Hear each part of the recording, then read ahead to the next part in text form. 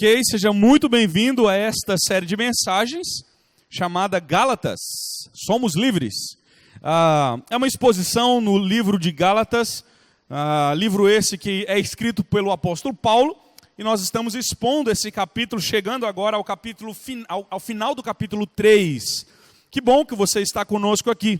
Para isso, para a mensagem de hoje, eu quero convidar você a abrir sua Bíblia em Gálatas capítulo 3, versículo 15 ao versículo 19. Gálatas 3, ao versículo 29. Está errado aí. Gálatas 3, verso 15 ao versículo 29. Gálatas capítulo 3, versículo 15 ao versículo 29. Por favor, se você percebe que tem alguém sem Bíblia do seu lado aí, compartilhe sua Bíblia, tá? Por caridade aí. Gálatas capítulo 3, versículo 15 ao versículo 29.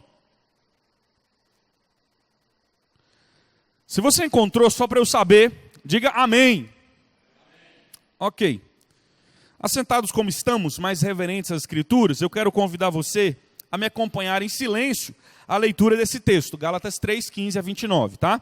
A palavra de Deus diz assim: irmãos, humanamente falando, ninguém pode anular um testamento depois de ter ratificado, nem acrescentar-lhe algo. Assim também as promessas feitas a Abraão e ao seu descendente. A Escritura nos diz, e aos seus descendentes, como se falando de muitos, mas ao seu descendente, dando a entender que se trata de um só, isto é, Cristo. Quero dizer isto: a lei que veio 430 anos depois não anula a aliança previamente estabelecida por Deus, de modo que venha a invalidar a promessa. Pois se a herança depende da lei, já não depende de promessa. Deus, porém, concedeu-a gratuitamente a Abraão mediante promessa. Qual era então o propósito da lei? Foi acrescentada por causa das transgressões, até que viesse o descendente a quem se referia a promessa, e foi promulgada por meio de anjos pela mão de um mediador. Contudo, o mediador representava mais de um. Deus, porém, é um. Então, a lei opõe-se às promessas de Deus? De modo nenhum. Pois se tivesse sido dada uma lei que pudesse conceder vida, certamente a justiça viria da lei. Mas a Escritura encerrou tudo debaixo do pecado, a fim de que a promessa que é pela fé em Cristo Jesus, em Jesus Cristo, fosse dada aos que creem. Antes que viesse essa fé, estávamos sob a custódia da lei, nela encerrados até que a fé que haveria de vir fosse revelada. Assim, a lei foi o nosso tutor até Cristo, para que fôssemos justificados pela fé. Agora, porém, tendo chegado à fé, já não estamos mais sob o controle do tutor. Todos vocês são filhos de Deus mediante a fé em Cristo Jesus. Pois os que em Cristo foram batizados de Cristo se revestiram. Não há judeu, nem grego, escravo nem livre, homem nem mulher, pois todos são um em Cristo Jesus. E se vocês são de Cristo, são descendência de Abraão e herdeiros segundo a promessa. Amém. Tendo lido, eu quero convidar você a orar, colocar o seu coração diante do Senhor e pedir que Ele possa esclarecer a palavra ao seu coração nessa noite. Vamos orar. Senhor, mais uma vez nós celebramos o Teu nome pela oportunidade que temos de estar na Tua presença, aqui neste lugar, reunidos como igreja do Senhor, como parte do corpo do Senhor. Obrigado, Pai, pela oportunidade de entender a Tua palavra, de ouvi-la, de expô-la. Agora, acima de tudo, eu lhe peço que Teu Espírito Santo venha sobre nós, venha sobre mim especialmente, e traga a iluminação, para que a Tua palavra seja exposta com fidelidade, sem, ó Pai amado, nenhuma uma perspectiva minha, mas exclusivamente algo que venha do Senhor. Portanto, feche os meus lábios para aquilo que não vem de mim e abra-os para aquilo que vem do Senhor. Em nome do Senhor Jesus é que nós te louvamos e agradecemos. Amém e amém. Amados, esta série de mensagens, nós já estamos expondo há um bom tempo. Ela tem em torno de, nós vamos trabalhar em torno de 12 a 15 mensagens. Chegamos a praticamente a metade delas. né, da exposição do livro de Gálatas. E eu quero convidar você a entender um pouco daquilo que nós estamos trabalhando, expondo e organizando. O livro de Gálatas, escrito pelo apóstolo Paulo, ele tem algumas perspectivas para a compreensão do nosso coração. E a temática que permeia todo o livro é a temática de que nós somos livres em Cristo Jesus. O Senhor Jesus nos libertou, e aí essa é a argumentação que Paulo vai trabalhando do que é que o Senhor nos libertou. Então nós trabalhamos algumas coisas e algumas temáticas durante a exposição desse livro. E uma delas é que nós somos livres, e aí Paulo começa com essa argumentação, para nos relacionar com Deus. Quando no capítulo 1, nos primeiros versos de 1 a 5, Paulo já diz que nós em Cristo Jesus temos paz com Deus. Então nós nos relacionamos com Ele. Depois Paulo continua sua argumentação, dizendo que também somos livres não só para nos relacionarmos com Deus, mas somos livres para termos uma nova vida a partir de Cristo Jesus. Não somos presos mais ao pecado especificamente, mas somos livres agora para uma nova vida com o Senhor. E aí finalmente Paulo chega a dizer para nós que nós também somos livres, então, da aprovação dos outros. E ele começa o capítulo 2 contando exatamente como ele não tem a prerrogativa de buscar a aprovação de homem nenhum, mas ele está focado unicamente em agradar a Deus e não aos homens. Depois Paulo argumenta que somos livres da culpa do pecado. Aí trabalhamos dois textos, né, 2 sermões no capítulo 2, final do capítulo 2, meio e final do capítulo 2, onde nós dissemos que de fato somos livres da culpa do pecado. O pecado não nos leva mais para o inferno uma vez que cremos em Cristo Jesus.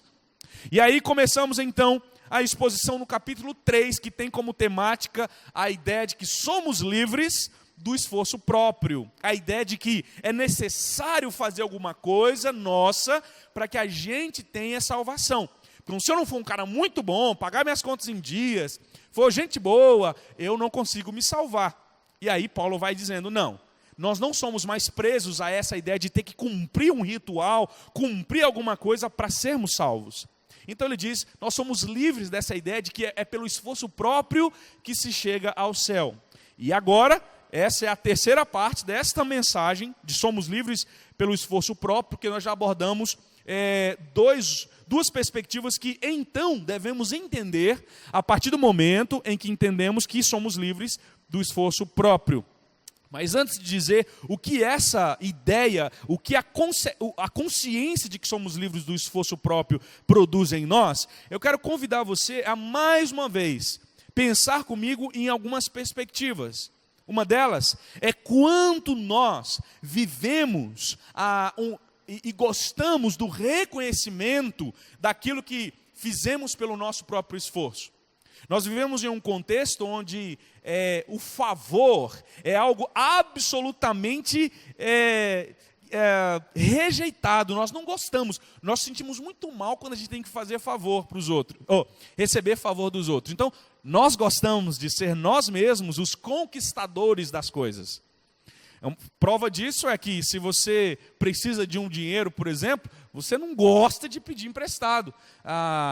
Às vezes você vai escutar a história daquelas pessoas mais velhas, que eles batalharam na vida, eles são muito, a maioria, né, são muito felizes porque conseguiram tudo com o suor deles. Porque, como eu ouvi há um tempo atrás de um senhor, nunca foi necessário pedir nada emprestado de seu ninguém. E parece que a gente fala isso com a boca cheia, na ideia de que eu consegui mesmo, realmente eu consegui. O problema é que esse conceito também adentrou, desde os primórdios do pecado, a nossa relação com Deus. Nós também passamos então a achar que já que nós somos bons em tudo que fazemos, também somos bons o suficientes para, pelas nossas ações, entrarmos no céu. Por isso, quando nós convocamos ou convidamos as pessoas a pensarem sobre sua salvação, e lhes fazemos a seguinte pergunta: você tem certeza da sua salvação? Você tem certeza da sua salvação? Via de regra, nós temos 2 grupos que respondem da seguinte maneira. O primeiro grupo diz sim e não. Não são dois grupos, é apenas um grupo. Esse grupo que diz sim e não, eles ambos, tanto quem diz sim quanto quem diz não, eles acham que têm certeza da salvação ou não têm certeza pelaquilo que eles fizeram ou não fizeram. Então, por exemplo, se eles se esforçaram, se fizeram atos corretos, se fizeram atos bons, eles se acham merecedores. Então, a perspectiva também é da mesma forma para aqueles que acham que, já que eles não fizeram o suficiente, também não podem entrar no céu. Esse grupo que confia especificamente em suas ações, é um grupo que tem como confiança a si mesmo. A si mesmo. Tanto quem acha que pode ser salvo pela sua própria ação, quanto quem acha que não pode ser salvo porque não fez o suficiente, basicamente confiando em si mesmo para ser salvo.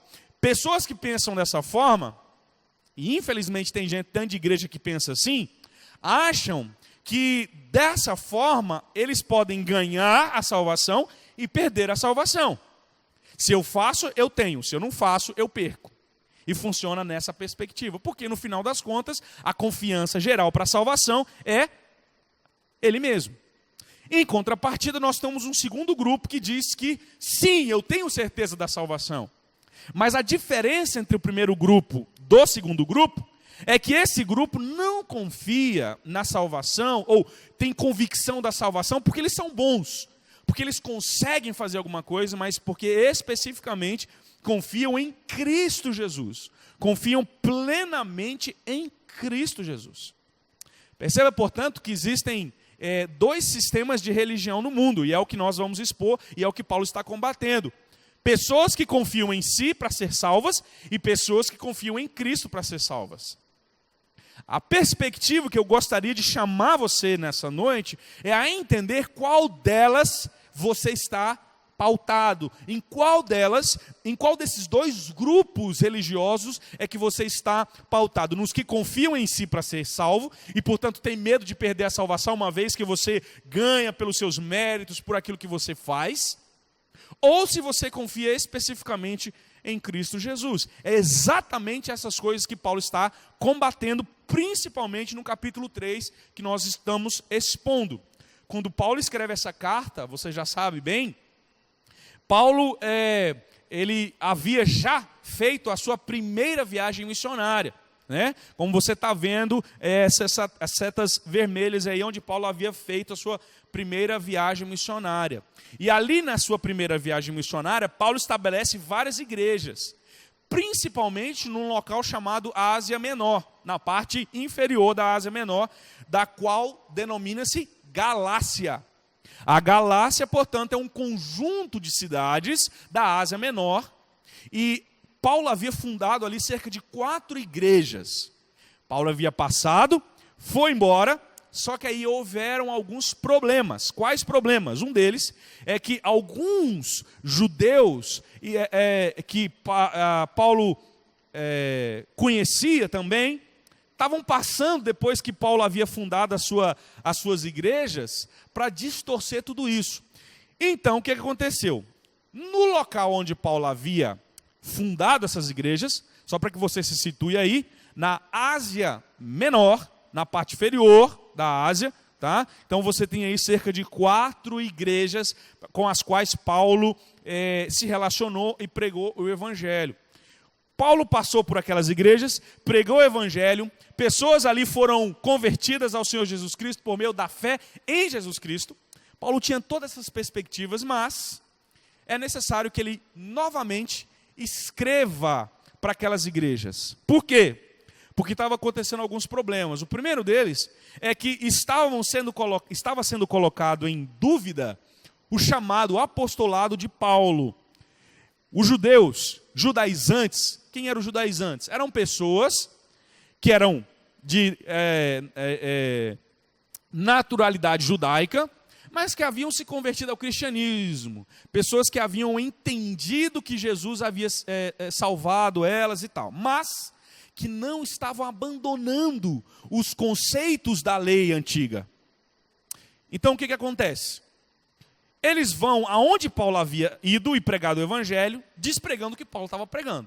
Chegavam nas igrejas e diziam o seguinte: olha, quem pregou o evangelho aqui? E aí os irmãos diziam: foi o apóstolo Paulo. Então eles colocavam em xeque o apostolado dizendo: Paulo nem andou com Jesus. Paulo não é um dos 12 apóstolos, não deve ser considerado como tal. Por isso é que Paulo escreve para rebater esses conceitos. E aí depois que colocava o chamado de Paulo em xeque, eles também colocavam a teologia, a mensagem de Paulo em xeque. Porque olha o que acontece. Eles diziam: o que esse Paulo pregou para vocês? Então os irmãos afirmavam: bom, Paulo diz que era necessário que nós pudéssemos crer em Jesus Cristo e absolutamente isso e somente isso para sermos salvos. E então os judeus perguntavam: vocês circuncidaram? Vocês estão guardando os dias? Está tudo certo? E eles diziam: não, Paulo disse que não é necessário fazer isso para ser salvo, mas apenas crer no Senhor Jesus Cristo. É isso que nos torna justos, que nos torna dignos de entrar no céu. Então, os judeus diziam: não, de forma nenhuma.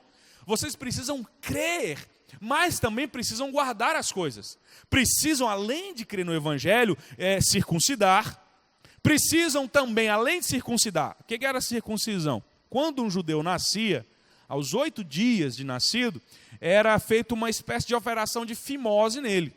Essa era a ideia da circuncisão. Essa era a marca com a qual o povo de Deus era marcado, hoje substituída pelo batismo. E aí eles estavam dizendo exatamente isso: vocês também precisam ter essa marca aí. Além disso, tem que guardar o sábado e não comer comida impura, como o porco, por exemplo. É assim que vocês se tornarão justos, dignos de entrar no céu. O outro problema que estava acontecendo, portanto, é que eles estavam ensinando que a salvação, dessa forma, era por aquilo que se fazia. Jesus era importante, ótimo, mas não era só Jesus, tem que ter mais algumas coisas. Por isso é que Paulo escreve. O objetivo dele, de fato, é defender o seu chamado, é alertar os irmãos desses ensinos falsos e relembrar os irmãos o conceito da graça. Então Paulo diz: creia apenas no evangelho. Só o evangelho, só crer no Senhor Jesus Cristo te traz salvação.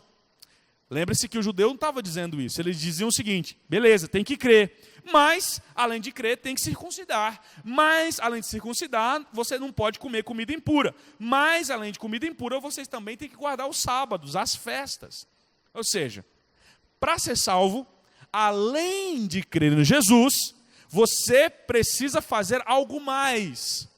Jesus não é aquele que te garante, te dá a salvação, mas ele apenas te possibilita. Mas quem garante a sua salvação no final são as suas próprias ações. É isso que Paulo está combatendo aqui. Quando chega no capítulo 3, Paulo está dizendo: irmãos, não pensem dessa forma. Nós somos livres do nosso próprio esforço para a salvação. Não é porque vocês creram no Senhor Jesus Cristo e fazem isso, fazem aquilo. Como, por exemplo, hoje, a gente mudou os conceitos, mas o ponto central permanece. Por exemplo, algumas pessoas dizem assim: olha, não basta crer em Jesus Cristo para ser salvo. Você também tem que ir à igreja, tem que ler a Bíblia, tem que falar em línguas. Não pode cortar o cabelo, não pode usar um batom, não pode usar um brinco, não pode usar uma calça, não pode jogar bola, não pode assistir TV. Percebe que é a mesma coisa? Mudou-se a linguagem, mas a perspectiva é a mesma.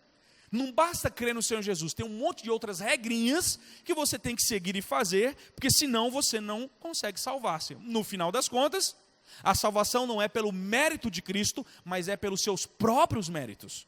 Por aquilo que você faz, e Paulo combate exatamente isso, dizendo: não é pelo nosso próprio esforço, mas é pelo que Cristo fez por nós.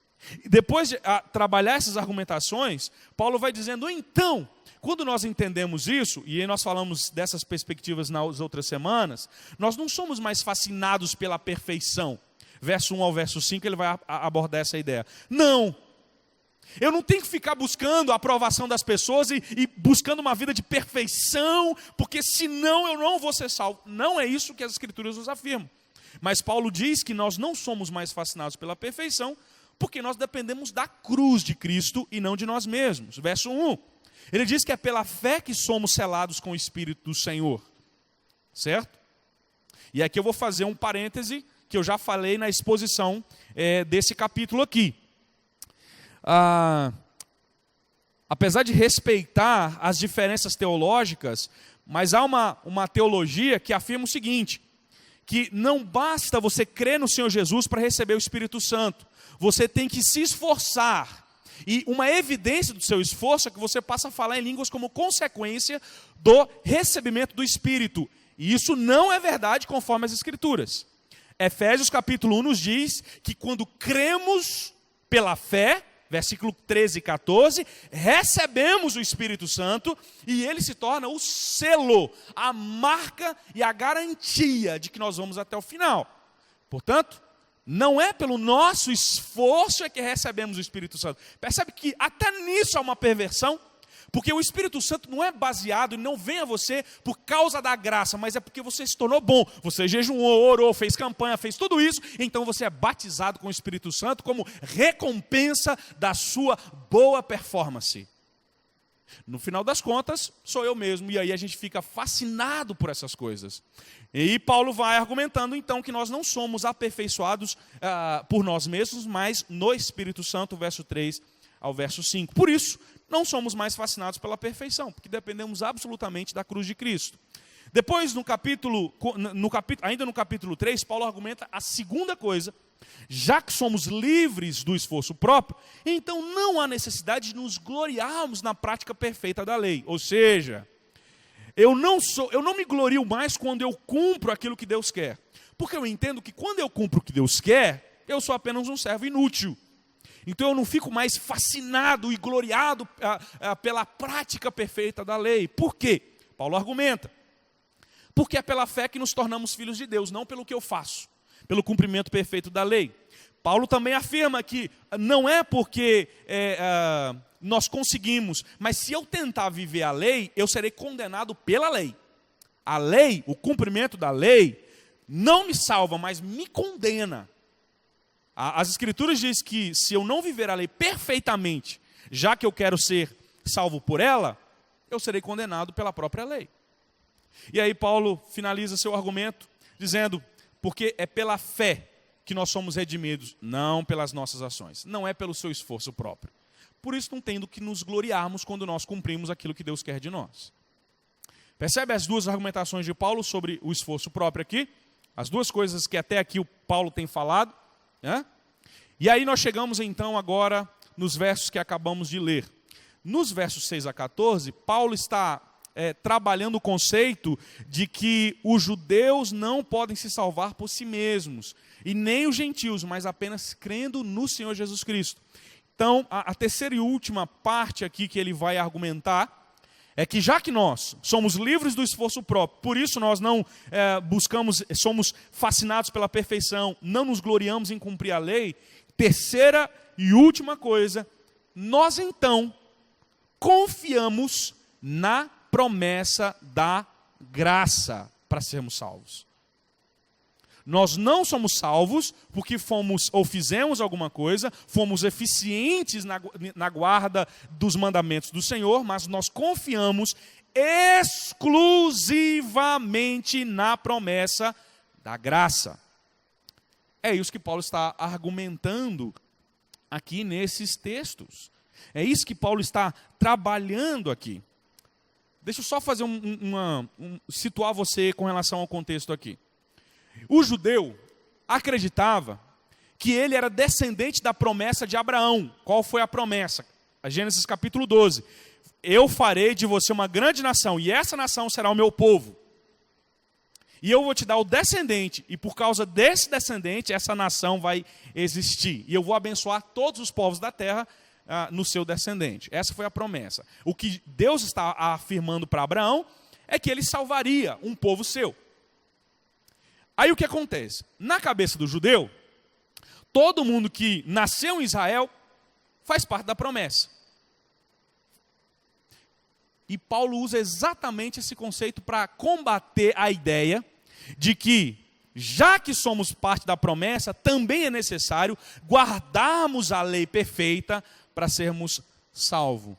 E Paulo então vai dizer que é necessário que nós confiemos na promessa da graça, não nos nossos próprios esforços. Por que ele argumenta dessa forma? Porque, na verdade, nossa entrada no céu não depende da promessa feita em Cristo e não de nós.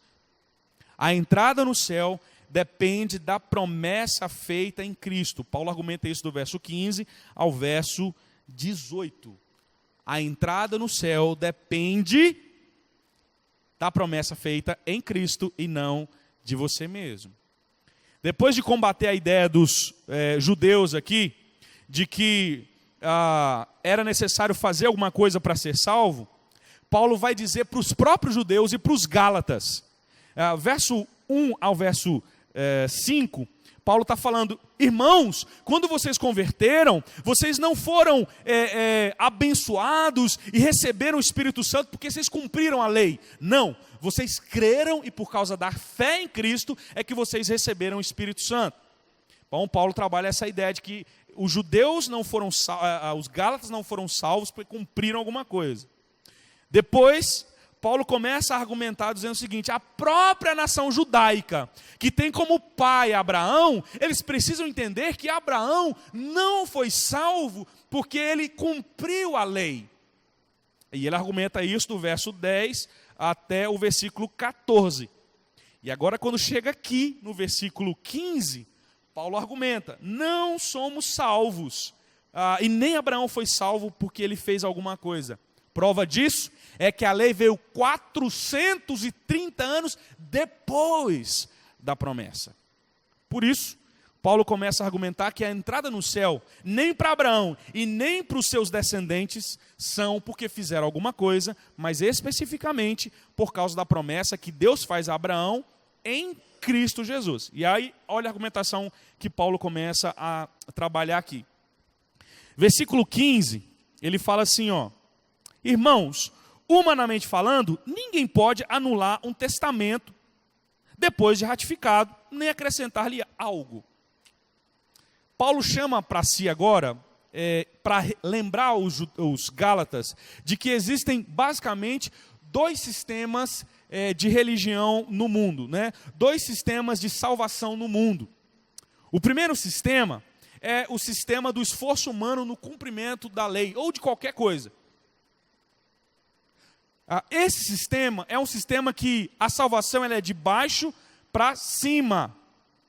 O outro sistema é a graça de Cristo, que é o contrário, é de cima para baixo. O que muda aqui nos dois sistemas apresentados por Paulo aqui e que nós temos nas religiões do mundo? Por exemplo, muitas pessoas elas têm o conceito de que a salvação é dada por aquilo que elas fazem. Nós temos muitas religiões que pensam dessa forma. E aí inclui algumas. Por exemplo, o catolicismo, algumas igrejas evangélicas, principalmente de linha pentecostal e neopentecostal, algumas seitas como o Testemunho de Jeová, o mormonismo, uma ala da adventista do sétimo dia que tem que guardar o sábado, o islamismo, o hinduísmo, o que é o budismo, o que essas religiões têm em comum? Todas elas acreditam que para ser salvo elas precisam fazer alguma coisa. Tem que ter um esforço. O budismo é salvo, alcança a perfeição pela meditação. O catolicismo pelas boas obras. Muita igreja pentecostal acredita da mesma forma. E você quer ver uma coisa? Você vai dizer assim, pastor, mas não é muito agressivo dizer que muitas igrejas pentecostais pensam assim? Irmãos, alguns anos atrás eu pensava não. Mas eu fui tendo convivência com alguns irmãos, eu não sei se pode ser chamado de irmãos, gente que não crê em Jesus, mas pentecostais que você pergunta da seguinte maneira: você tem certeza da sua salvação? Aí eles vão dizer, eu não sei, não. Gente que há 20 anos está numa igreja evangélica, 30 anos está numa igreja evangélica, e aí você pergunta, mas por que você não tem certeza? Não, ninguém pode ter certeza. É assustador quando a gente pergunta para alguém, e aí ele diz que não tem certeza, por quê? Porque Jesus não é quem salva. E aí você diz, mas você não crê em Jesus Cristo? Aí ele fala, mas não basta só crer, tem que fazer umas coisas. Percebe que Jesus não é aquele que garante a salvação, mas é aquele que apenas possibilita, e no final da história, quem garante são as suas próprias obras. Por isso você perde a salvação. Quem crê na perda da salvação, crê dessa forma, porque acredita que a salvação é ganha pelo próprio esforço. Não por aquilo que Jesus fez, mas por aquilo que eu faço. Como algumas pessoas vão argumentar, que na realidade não basta crer, mas eu tenho que manter a minha salvação. Eu sou responsável por mantê-la. Ai de nós! Por isso é uma ideia que eu faço para Deus. A graça é exatamente o contrário. Paulo está argumentando exatamente o contrário. A salvação é de Jesus para nós. De Deus para nós, não de nós para Ele. Por isso, quando ele começa o versículo 15, ele já de cara fala assim, ele pega emprestado aqui um conceito do contrato romano, que é o que a gente conhece. Se você fizer um contrato lá no cartório, ratificar o contrato, colocar lá os termos do contrato entre ambas as partes, você pode ir lá e mudar qualquer coisa do jeito que você quiser? Não pode. Uma vez que o contrato é registrado, a não ser que haja concordância entre ambas as partes, o contrato não pode ser mudado. E é isso que Paulo está argumentando aqui. Gente, humanamente falando, olha verso 15. Humanamente falando, uma vez que alguém faz um contrato, ele não pode mudar, certo? Beleza. Agora, olha a argumentação do verso 16. Olha para a sua Bíblia aí. Assim também as promessas foram feitas a Abraão e ao seu descendente. Paulo está dizendo o seguinte, irmãos, do mesmo jeito que eu não posso mudar um contrato, quando Deus faz a promessa com Abraão, ele também não muda de contrato. A promessa ela não mudou, ela permanece a mesma. E aí ele vai dizer no que esse contrato está firmado, como esse contrato foi selado. E aí ele faz uma interpretação aqui de uma tradução grega do Antigo Testamento, que é a Septuaginta. Na Septuaginta, quando você lê Gênesis capítulo 12, onde Deus faz a promessa, se você ler na sua Bíblia, em Gênesis capítulo 12, lá está descendentes, plural. Mas na Septuaginta, que é uma tradução grega para o Antigo Testamento, está descendente, no singular. E Paulo pega emprestado esse conceito da Septuaginta e diz que quando Deus faz a promessa com Abraão, ele não faz uma promessa com a nação, mas ele faz uma promessa em Jesus. É o que ele argumenta no versículo 16. Olha aí, final do verso 16, dando a entender que se trata de um só, não de muitos, mas isto é, Cristo Jesus. Percebe que quem guarda a promessa feita a Abraão é o próprio Cristo. Portanto, a promessa foi feita e ela não pode ser invalidada. Olha o verso 17, como Paulo continua a sua argumentação. Quero dizer isto. A lei que veio 430 anos depois não anula a aliança previamente estabelecida por Deus, de modo que venha a invalidar a promessa. Sabe quanto tempo, então, a lei de Moisés foi dada? 430 anos depois da promessa ter sido feita a Abraão. Percebe então que Paulo está dizendo, como é que vocês então estão dizendo que vocês são salvos porque vocês cumprem a lei? Não! E Paulo está argumentando exatamente isso. A lei não é um novo meio para se salvar. A lei não foi dada para invalidar a promessa feita antes. A promessa vem antes e ela permanece até o final. Ela não mudou. Vocês não estão entendendo para que a lei serve.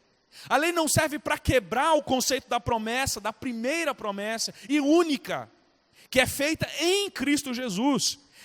A lei não invalida a promessa. A ideia de que nós seríamos salvos por meio de Cristo Jesus. Ele está dizendo, a lei não invalida, ela foi dada depois. E aí, olha como Paulo continua a argumentação. Pois se a herança depende da lei, herança aqui refere-se ao céu. Se a herança depende da lei, não depende de promessa. Ele está falando uma coisa, anula a outra. Se eu entendo que é por cumprir a lei que eu sou salvo, então não vale mais a promessa. É pelo que eu faço, não pelo que Deus fez. Percebe como ele está dizendo? Se eu creio que a lei é que salva, então a promessa acabou. E aí ele continua, argumentação, verso 18.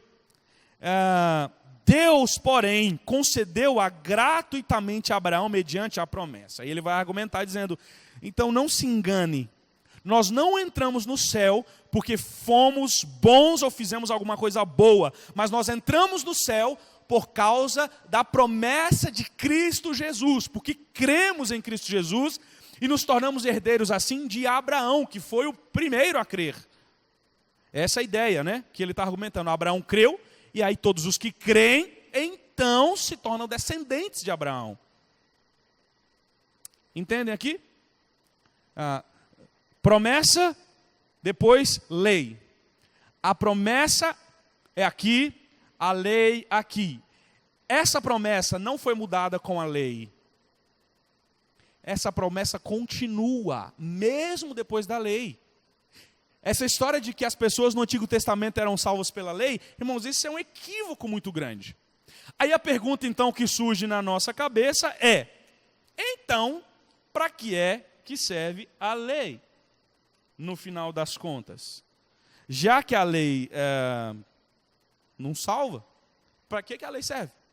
Paulo responde, e Paulo então vai dizer que nós não precisamos confiar na lei, mas na promessa para sermos salvos, porque a nossa entrada no céu é pela promessa de Cristo Jesus.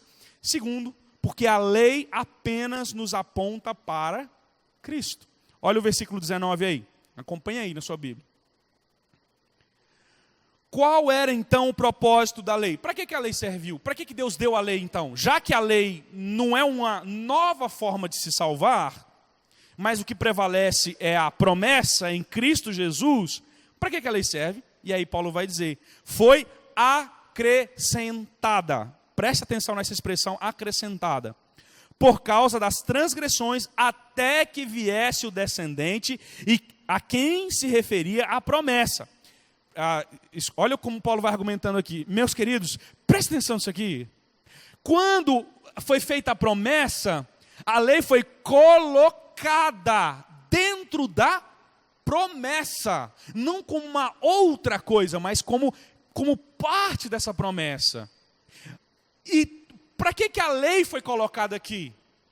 A lei foi colocada aqui para apontar para o descendente, até a vinda do descendente. A lei foi colocada para que você percebesse o problema que você tem para com Deus. Como Paulo diz em Romanos capítulo 5, a lei foi dada para que aumentasse, tornasse clara a sua ofensa, para que você entendesse que você não consegue se salvar por méritos seus, por esforços seus. É isso que Paulo está argumentando. E olha como ele continua aí.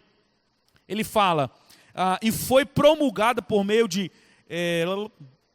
até que viesse o descendente a quem se referia a promessa, e foi promulgado por meio de anjos pela mão de um mediador. Contudo, o mediador representa mais de um, Deus, porém, é um. Olha, não perca a ideia aqui de Paulo estar trabalhando promessa e lei. Paulo está dizendo, vocês estão achando que a lei vale mais do que a promessa? Não!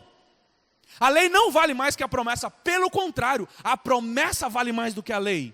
A promessa de que nós seremos salvos em Cristo Jesus. E aí Paulo vai fazer uma comparação aqui. Ele vai dizer o seguinte, deixa eu fazer uma comparação como foi dada a promessa e como foi dada a lei. Aí ele fala, vamos pensar na promessa. Como é que a promessa foi dada? A promessa, você conhece o texto de Gênesis capítulo 12, sabe? A promessa foi dada diante de Deus e de Abraão. Quem estava mediando Deus e Abraão ali? Ninguém. Era Deus de um lado, Abraão do outro. Certo? E Deus então fala para Abraão, Abraão, eu vou dar a você um descendente, e esse descendente vai fazer de você uma grande nação, e esse descendente será uma bênção para todas as nações do mundo. Eu vou fazer isso, certo? Certo. Percebe? Não tinha ninguém interpondo aqui essa conversa. Agora, vamos para a lei. E é isso que Paulo está argumentando. Desculpa, preste atenção. Ele está dizendo, a lei, na verdade, não foi dada diretamente para o mediador. Quem era o mediador? Moisés. Se você ler Deuteronômio, sabe quem entregou os 10 mandamentos, as tábuas da lei na mão de Moisés? Anjos. Os anjos é que entregaram. E aí ele está dizendo, olha a argumentação de Paulo. Irmãos, Abraão, ele era o representante, que viria o descendente. Já Moisés, não. Moisés, ele não recebeu a lei direta, mas ele teve um um mediador aí, houve ele não recebeu direto de Deus especificamente, mas ele recebeu dos próprios anjos. Deus dá a lei para Moisés, mas é os anjos que entrega. É isso que Paulo está argumentando aqui. Perceba, ele está citando aqui esse texto de Deuteronômio. Então ele diz assim, até que viesse o descendente, a quem se referia a promessa, e foi promulgada, a lei foi promulgada por quê? Por meio de anjos, pela mão de um mediador.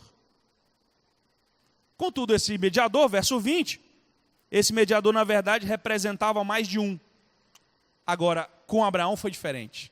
Deus era tete a tete com Abraão. Por isso a promessa vale muito mais do que a lei. É isso que Paulo está argumentando aqui. Essa é a prerrogativa. A lei nada mais faz do que apontar para um mediador. E aí, verso 21, perceba o seguinte.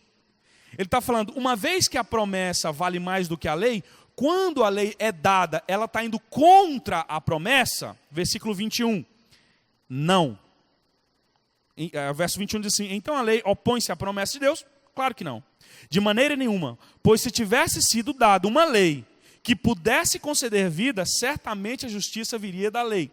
Ele está falando assim, quando a lei é dada, ela não é dada para que as pessoas possam vivê-la e ser salvos por ela. Porque, de fato, era assim que era para acontecer. O homem era para ser salvo por meio da lei. Prova disso é que Deus dá a lei para Adão. Foi o único que podia ser salvo pela lei. O resto, ninguém. Então ele está dizendo, se houvesse condições de alguém ser salvo pela lei, seria pela lei que a raça humana seria salvo. Mas não há mais essa condição. Não tem mais jeito. É isso que ele argumenta.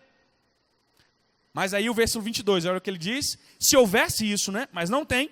Aí o verso 22 diz assim, mas a Escritura encerrou tudo debaixo do pecado, a fim de que a promessa, que é pela fé em Cristo Jesus, fosse dada aos que creem. Ele está falando, uma vez que o pecado entrou, colocou todo mundo debaixo dele. É mais ou menos assim, imagine que você está preso dentro de uma caixa, que você não tem condição de sair. É isso que ele está argumentando, todo mundo está preso ao pecado, não tem ninguém fora dele. Então não tem como viver e cumprir a lei perfeitamente para ser salvo como Adão tinha. Eu não tenho mais essa condição. Por isso, a única coisa que a lei faz é apontar para Cristo Jesus. Apontar para Cristo. Perceba como ele continua a argumentação. Antes que viesse essa fé, fé em quê? Cristo Jesus, estávamos sob a custódia da lei, nela encerrados até que a fé que haveria de vir fosse revelada. Assim a lei foi o nosso tutor até Cristo, para que fôssemos justificados pela fé. Agora, porém, tendo chegado à fé, já não estamos mais sob o controle do tutor. Paulo também pega o emprestado o conceito romano. Aqui a palavra tutor é a palavra pedagogo, que é a ideia de ensinar uma criança, um pai que ensina uma criança. A ideia é que a lei, quando foi dada, ela foi dada para servir de condução a Cristo. Quando você percebe que se só de olhar para uma mulher você já adulterou com ela, quando você percebe que só de você chamar alguém de idiota você matou aquela pessoa, você vai dizer, eu não consigo cumprir a lei perfeitamente. Então, eu preciso de quê? Cristo. Eu preciso de um mediador, eu preciso de um redentor. A lei, na verdade, ela foi dada para me conduzir a Cristo. É para isso que ela foi dada. Então, olha a construção aqui. Vamos lá. Promessa. A promessa é de que Deus daria um mediador, certo? E é no mediador que nós somos salvos. É no descendente, que é Jesus Cristo. Aí o tempo passa, o povo não entende muito bem, e Deus faz o quê? Dá a lei. A lei, portanto, quando ela é acrescida à promessa, ela é trazida para que a gente possa, então, olhar para Cristo. Entender que nós precisamos do descendente prometido. É para isso que a lei serve. Essa é a argumentação que Paulo traz aqui. Portanto, a lei apenas aponta-nos para Cristo, aponta a nossa deficiência e a perfeição em Cristo Jesus. E em último lugar, nós então confiamos na promessa da graça, porque é pela fé em Cristo que nos tornamos filhos de Deus. Olha o finalzinho aí. Irmãos, todos vocês são filhos de Deus mediante a fé em Cristo Jesus. Perceba que eu não me torno filho de Deus porque eu sou bom, mas por quê? Porque eu creio em Jesus Cristo. Pois os que em Cristo foram batizados, de Cristo se revestiram. Percebe então que uma vez que eu creio no Senhor Jesus e publico a minha fé, eu estou revestindo-me, como se eu estivesse vestindo uma capa, a característica de Cristo. E aí ele vai dizer, uma vez que nós fazemos isto, então não tem distinção mais, somos um só. Nem grego, nem judeu, nem escravo, nem livre, nem homem, nem mulher, mas em Jesus Cristo nós somos um corpo só. E ele conclui dizendo, se vocês são de Cristo, são descendência de Abraão, herdeiros segundo a promessa, e obviamente ele está dizendo herdeiros do céu, segundo a promessa de que quem crê em Jesus Cristo tem a vida eterna. Essa é a perspectiva. Essa é a argumentação que Paulo vai trabalhando aqui. Ninguém, nem judeu, nem grego, será salvo porque é bom, pelo seu próprio esforço, porque fez isso ou fez aquilo, mas unicamente porque crê em Cristo Jesus. Lembra daqueles dois sistemas de salvação que eu coloquei aqui? É isso que Paulo está argumentando. Ninguém consegue ser salvo pelo esforço próprio, fazendo alguma coisa para agradar a Deus, mas única e exclusivamente por causa de Cristo Jesus. Essa é a argumentação que Paulo está trabalhando aqui. É no Evangelho, é crendo em Cristo, que de fato nós podemos ser salvos. Isso precisa estar bem claro para você. Eu sei que a argumentação de Paulo aqui ela é bem complicada, e eu tenho que tentar entender isso de forma que você também entenda. Mas espero que essa ideia, se você sair daqui sem... Talvez você está tendo contato com essa linguagem pela primeira vez, mas se você entender da seguinte maneira, Deus deu uma promessa de que nós seríamos salvos por meio de Jesus Cristo. E aí passa-se os anos, essa promessa continua até hoje, e aí ele dá uma lei, porque as pessoas não estavam entendendo o que era por meio de Jesus. Então, quando ele dá a lei, as pessoas percebem que não conseguem cumprir o que Deus quer de fato, e aí retornam-se para Cristo. E aí Jesus então vem, cumpre a lei perfeita. Quando ele cumpre a lei, todos os que creem em Cristo Jesus, cumprem a lei junto com ele, e quando eu creio nele, cumprindo a lei junto com ele, eu me torno herdeiro da promessa. Essa é a ideia. Ou seja, eu só sou salvo como sempre foi, desde quando Deus falou para Abraão que seria assim, por meio de Jesus Cristo. Sempre é por Cristo. Nunca foi pelos nossos próprios méritos, pelo nosso próprio esforço. Então, eu queria terminar dizendo algumas coisas para você. Meus queridos, lute para cumprir o que Deus quer de você, mas entenda, você depende completamente de Cristo para isso. Você não vai conseguir cumprir perfeitamente a lei.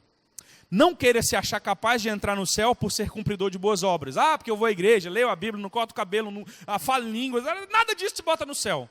Não é cumprir a lei e algumas exigências da lei, mas é crer no Senhor Jesus Cristo.